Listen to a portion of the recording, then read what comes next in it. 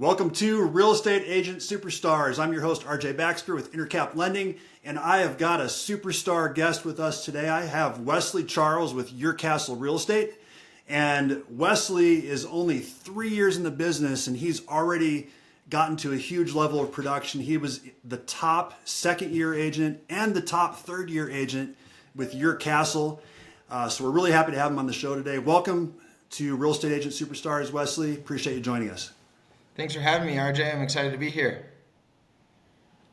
Awesome. So tell us a little bit more about yourself. Where did you come from? You came out of nowhere 3 years ago. You're producing some great numbers. What did you do before real estate, and how did you get into the business? I actually grew up in Longmont, Colorado, and my dad started a brewery there in 1996 called the Pump House, and I slaved away there for my first working years. And really loved being a part of that business and helping people and,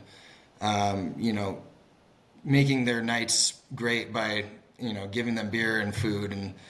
And I really wanted to make that a part of my life and buy out either my dad or his partner or be a part of that industry in some way. So I stayed in the industry through college, which was in Fort Lewis and Durango. We call it Fort Leisure, where we studied powder skiing and tapping kegs, and it was a really good time. But I continued in the service industry and just loved helping people have a really great experience and selling them wine or high-end foods, but really catered to what they were looking for. And moved around a little bit, went down to Texas and up to Montana, and eventually came back to sell whiskey for a local distillery, and that was a lot of fun. But I realized that I really needed something to help my financial journey so I could have some independence and some time. And so I bought my first house, and it was a life-changing experience. I got in 2018 and rented out all of my extra rooms. I had a 5-bedroom house in Arvada, and I rented out 3 of the rooms, kept one for my office, and cash flowed $200 a month, plus didn't pay rent, and thought I need to share this with my friends. And so I got my license and called my best friend who was living down the hall from me and said, "Hey, you're a great roommate, but you need to go try your financial journey as well." And he bought a house, and it kind of fell like dominoes after that, and has turned into something I didn't imagine it would turn into, but it's been a really fun journey.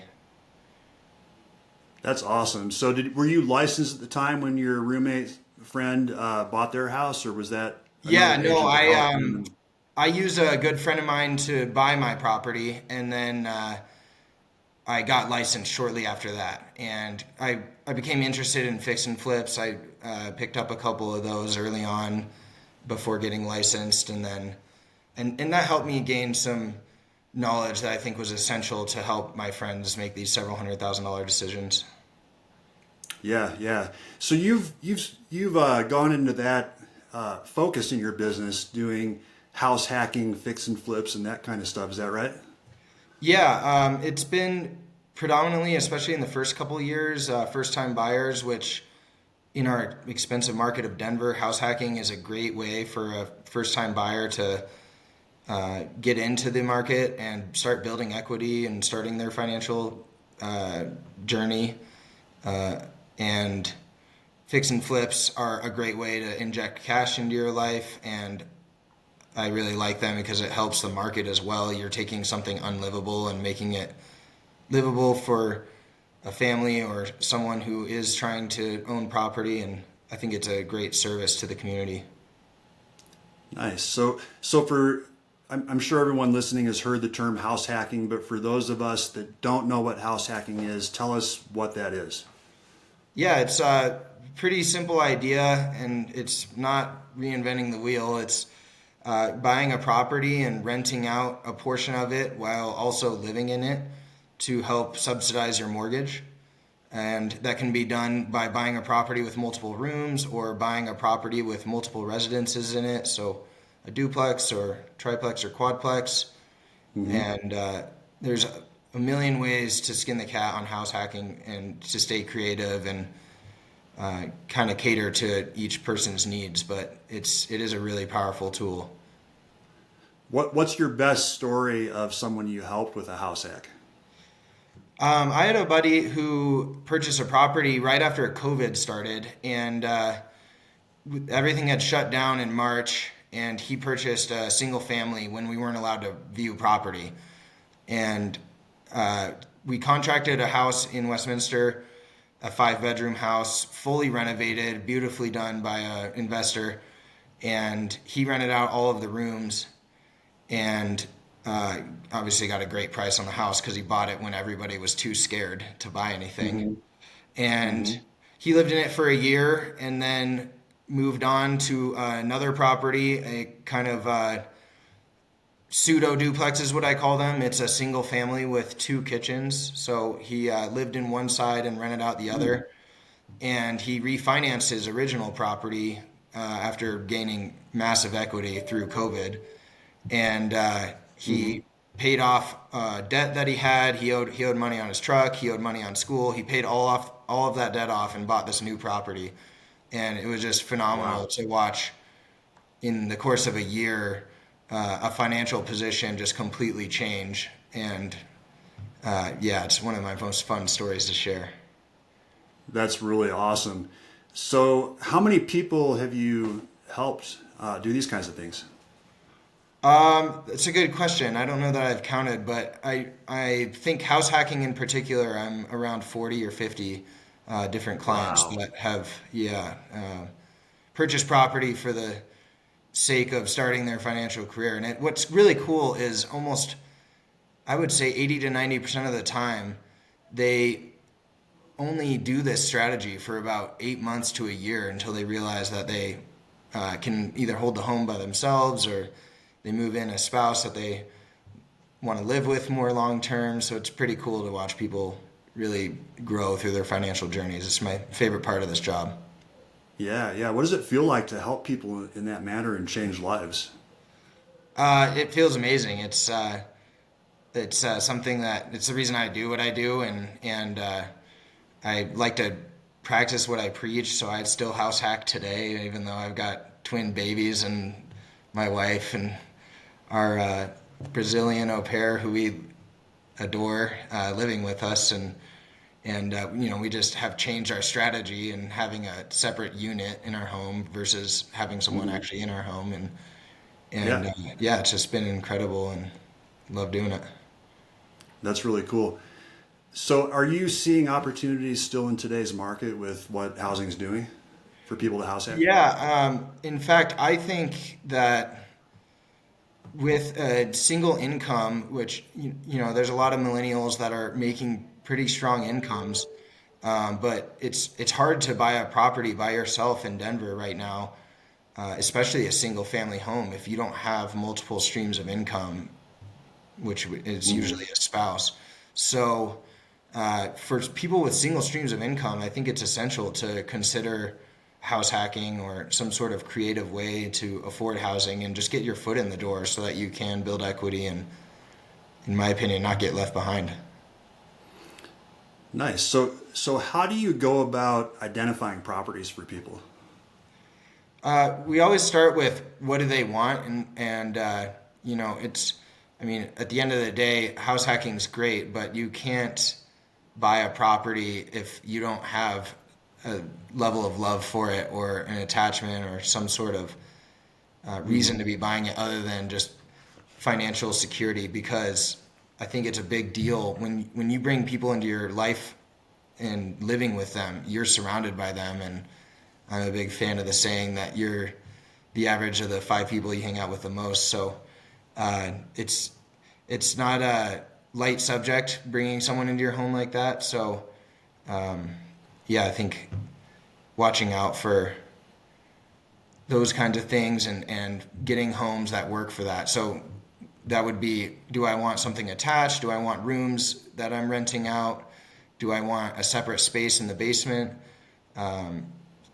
Big thing is, if you're going to have multiple people living in your home, especially strangers off of Facebook, then I think it's a really big deal to have separate living spaces So we always look for at least 2 living rooms, maybe one in the main level and one in the basement.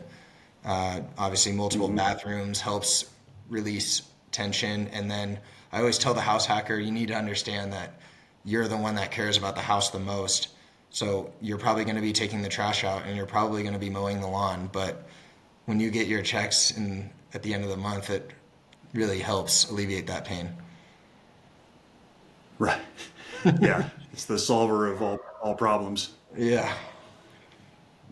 Yeah, nice. So you've basically been focusing on this niche, it sounds like. Do you get a lot of other business, or is it only this kind of business?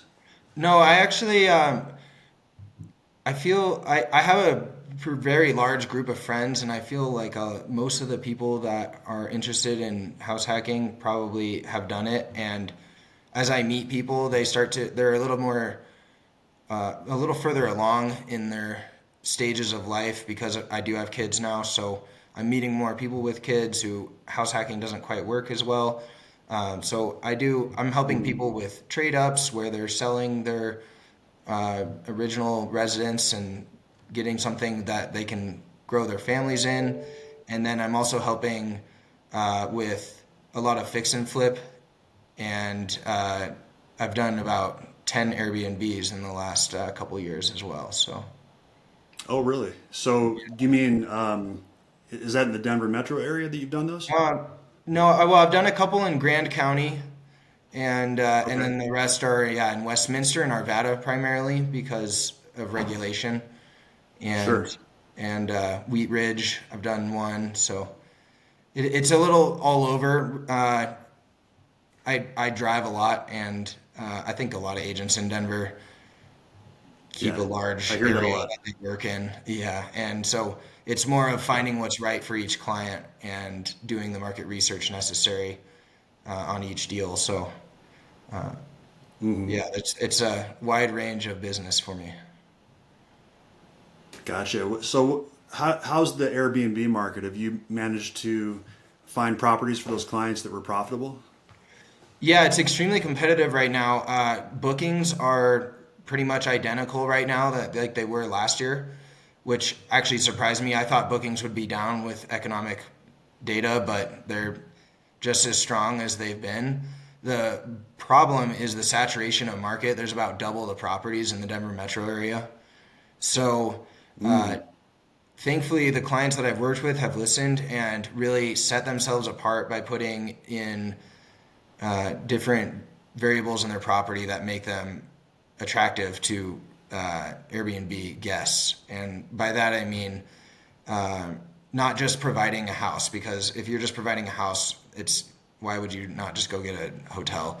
There needs to be amenities such as a hot tub or a pool, or I have a sauna in mine.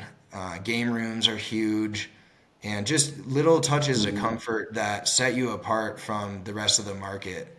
I think keeps profitability high in Airbnbs, but there's certainly more risk right Yeah, now. make those properties unique. Yeah. Yeah, for sure. So where do you see if you could predict what the market's going to do over the next year, where do you think we're going with all this, both with the Airbnb market and with just the housing market in general? I think the Airbnb market has found its place in the market, if you will, and by that I mean it's no longer a direct competitor to hotels as much I think as it used to be. It's more a competitor amongst itself and other short-term rentals, because somebody who, like bachelor parties or bachelorette parties or wedding parties, they're always going to want to have the camaraderie that you get when you stay in the same residence together. So I think it'll stay highly competitive. I don't think bookings will increase or decrease nearly as much as I thought they would 6 months ago. I think they're going to stay relatively flat. It's just more, it's going to be competitive in the marketplace. So you need to have properties that are extremely competitive. And then as far as the market goes, I think there's a lot of talk that interest rates are going to come back down. But we recently, last week, had a pretty large increase, and the Fed speaks later this week. So it seems like the sentiment changes week to week, and obviously prediction is impossible. I do think that the market with our very, very low inventory is not going to take a dive like a lot of millennials I speak with hope it will. But I'm also not convinced that rates are going to drop back down and make the market crazy again. I think it's a great time to buy because historically there never has been a bad time to buy. If you're holding for 3 to 5 years, which I always advise to my clients, instead of selling and buying, just keep your property and rent it so that you can build wealth. Unless, there's situations where that doesn't work, like HOAs or cash flows. But I think that homeownership is essential to especially people my age in their 30s. And I would encourage everyone to get in while they still can. Yeah, I agree 100%. I think it's a good time to get in for buyers, even though rates are up. And house hacking is a great way because, like in the example of a duplex, speaking as a lender, we can use the income from that other unit to help the buyer qualify, so someone can qualify for more house that way. We've helped a lot of people where, like one example that comes to mind that we helped was a young teacher that bought her first house, and it was a duplex, and the overall payment was $2,800 at the time. This is 3-4 years ago, so she did it at the right time. But she rented the one side for $2,200, so she had $600 a month plus utilities. So what a great way to jumpstart her financial life. She was in her 20s at the time. That's incredible. So that's a great story that I love sharing.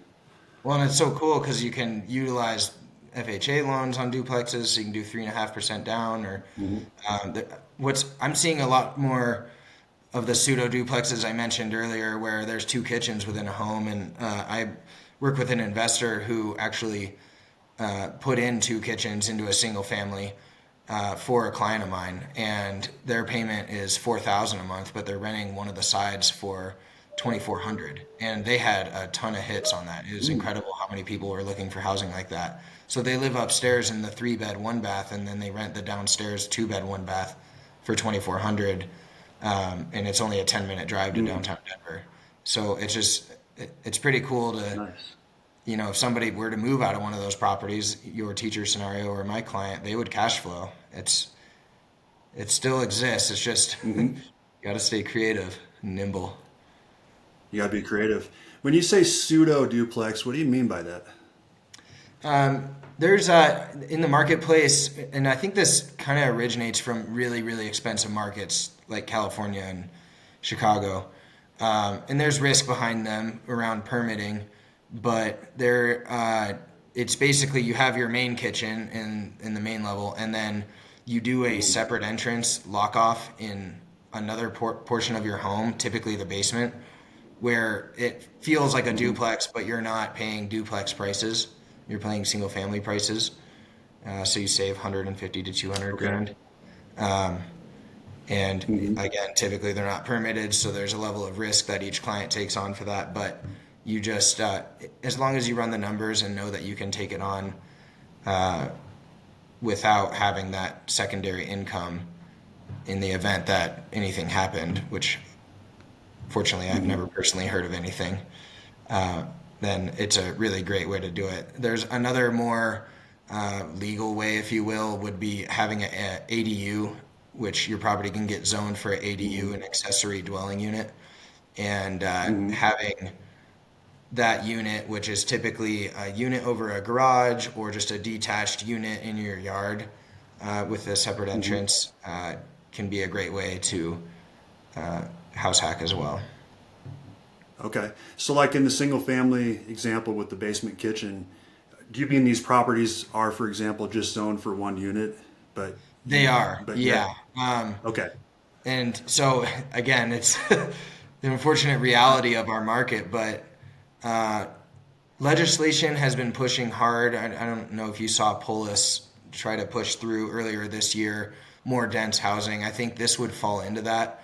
And people understand that affordability has to be found somewhere. It's amazing how many of these you see, and people are renting out the basement. I've had a client buy one, and they bought in, I think it was the beginning of 2022, and got a permit from the city for their second unit inside of their single family home. And we call them mother-in-law suites, so I wouldn't call them illegal, but they are, they're not permitted. Anyways, they rented that second portion as Airbnb and never paid their mortgage until they had their first child and stopped renting the unit. Okay, interesting. So for people listening, if someone wants to get into this type of a niche, is this complicated for someone to consider focusing on this type of client? Or how did you initially gain your knowledge, and how can someone else get into this?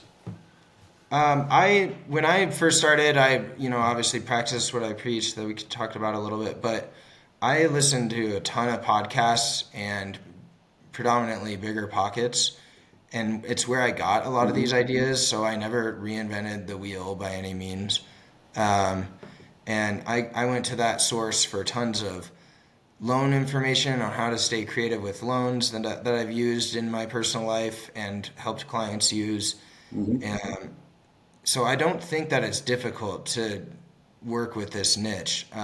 People want to better their lives and buy back their time, and I think there's really no better argument than real estate for that in the long term. And it's the best retirement plan that I can find.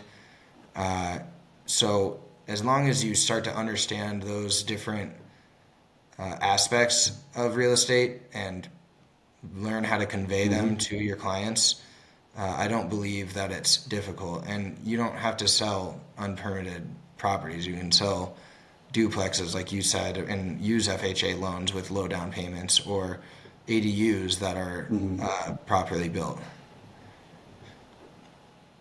Yeah, and that's I'm glad you mentioned that, because if someone's listening and thinking, oh, well, we'll just do the single family residence and use the rental income from the basement, as a lender, we can't do that. It's got to be a 2-unit property in order to use that. So just thought I'd specify that, because no, I'm glad you did, because I don't want to give any advice that puts people in trouble. I think that it's something that the client needs to be very, very well aware of, and I disclose all risks.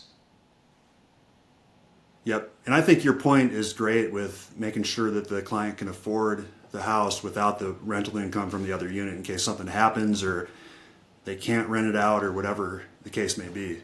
Yeah. That's an important part of the financial discussion. Yeah, definitely. Yeah. Yeah. And so one thing that's really unique about you that I love is you've built your business through your sphere, and you've never bought internet leads, from my understanding, or done anything like that. Has it just been organic growth over the years, or do you teach classes about house hacking, or how do you find your clients? No, I haven't taught any classes. I think that would be really fun to do, but it's been just word of mouth, and I'm a very social person. My wife and I are. I do a ton of different activities like skiing and mountain biking and camping, and I love to cook. So I have regular parties at my house, or people over for dinners, and it just kind of spreads from there. And I think everybody wants to live a great life, and my favorite part about living in Denver is there's so many people that understand that there's more to life than making money and having shiny things. And by having people over and making them food, or going to do the little enjoyments of life such as skiing or mountain biking, and I think people understand that I'm here for the camaraderie and the community, and when I give them advice around real estate, there's a level of selfishness to it. There has to be. I have to support my family, but there's also a huge part of my advice that truly is in the best interest of the clients that I give. And there's a million ways to make money in this business that aren't in the best interest of your client. And I think my ability to avoid that and be able to steer clients away from things that wouldn't necessarily serve them as I think that they want to be served have really helped gain trust, and then in return referrals to their friends and family. Nice. Well, you're a genuine person, and you come across just as having people's best interest in mind. So I think that comes through, and likely that's why people gravitate to you. So kudos to you on that. Thank you.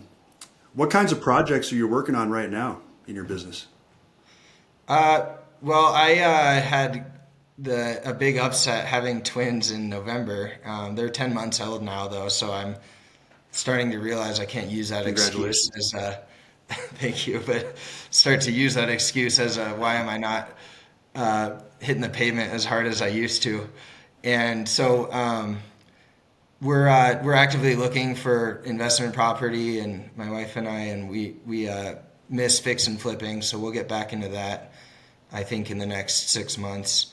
And then we're doing a new strategy right now that I really love so far, and it's kind of I like to do test runs before I give advice to clients on, should you do this or should you do that. And we're doing what I call a luxury flip right now, and a luxury live-in flip. So we bought a property that I don't think we have any business in living in, but it's dilapidated, and it's pretty large in the mountains, and so we're able to put a second kitchen in it to help offset some of the mortgage, and we're doing renovations on it with the intention of reselling it after we live in it for 2 years. And the 2-year mark is important because it'll be a tax-free gain for us.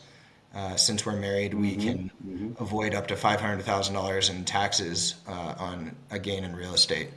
And I don't think we'll make over $500,000. That would be a really good problem to have. But we do intend on making a pretty decent chunk of change on it. And it's been really fun. It's kind of stressful because it's super cash intensive, but it's really fun because you get to live in really cool property, and doing bigger projects is pretty fun. They're a little fancier than your normal fix and flip in the $500,000 level. So that's my biggest project right now in terms of my personal life. And then in my business, it's really just building out systems and gaining efficiencies to help my clients and having more stress-free transactions.